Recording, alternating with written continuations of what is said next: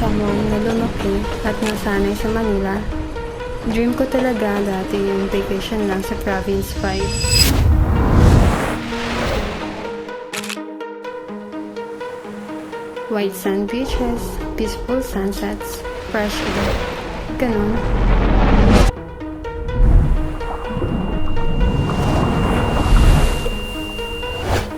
Pero habang tumatagal, napapaisip kami.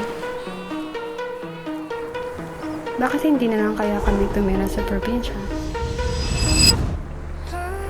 Almost 2 a.m. na kami nakarating sa Batangas Port. And hindi naging smooth yung trip. Lumagpas kami sa checkpoint. Kaya ayun, pinabalik kami. Ilang minuto din kaming na-stop. Pangalan, sir? Ay, nakakaliwa kayo tapos Roro.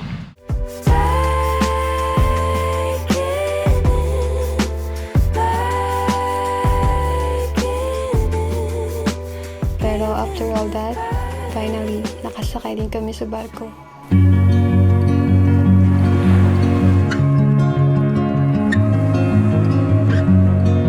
Our ferry ride took around 3 hours.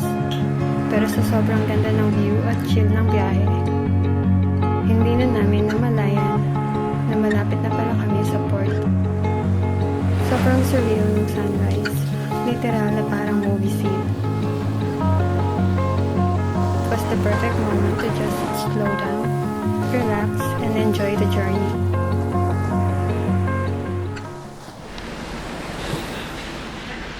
Medyo nahirapan lang kami sa pagsakay ng sasakyan kasi tight yung space sa baba ng barko. Pero somehow, it added to the whole experience.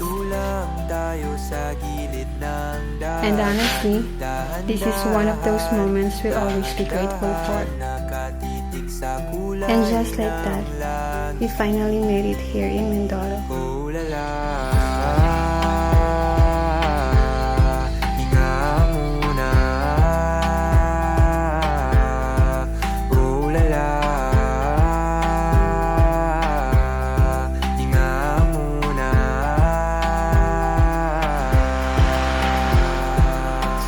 Beneath my heavy feet, water cold where the senses meet. Shadows stretch across the bay, worries seem a mile away. Nag-set up na kami ng computers, laptops, power station, pati Starlink kasi alam namin na medyo unpredictable yung internet at kuryente dito. Para kahit nasa probinsya kami, tuloy pa rin ang grind.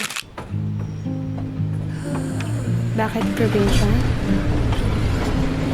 As much as I love Manila, sobrang draining din niya minsan. Yung traffic, ingay, pressure, and endless deadlines. Parang lahat nagmamadali lagi. Hindi mo namamalayan. Pagod ka na pala. Mentally at emotionally. Burnout malala. Dito sa probinsya, ang laki ng difference sa mental space. Hindi siya about escaping life, more on finally slowing down and after actually feel it. Yung umaga na hindi minamadali. Yung tunog ng hangin at dagat, imbes na busina at traffic. Yung simpleng tahimik na moment na hindi mo kailangang i-share agad online.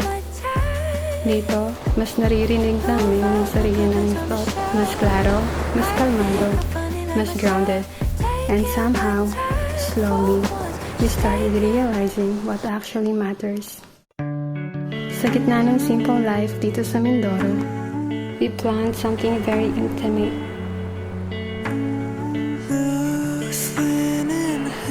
A quiet picnic by the beach. No crowd, no noise, just the sound of waves, the wind, and us. We brought simple food, a blanket, and let the moment unfold naturally. And in that stillness, we shared something we didn't expect, but changed everything. Our baby. It wasn't grand, it wasn't loud, it was quiet, personal, and exactly how we wanted it, real. In that moment, everything made sense. All the chaos before, all the stress, all the decisions, it all led us here, to this life, to this peace, and now, to this little beginning. Driftwood stacks near the ridge, no one around for miles. Grip between my toes, sunken ship dreams. Everything moves slow, everything feels right, everything just goes. Warm blue water under my feet. At sino may akalang walang nightlife sa probinsya? Ang tropa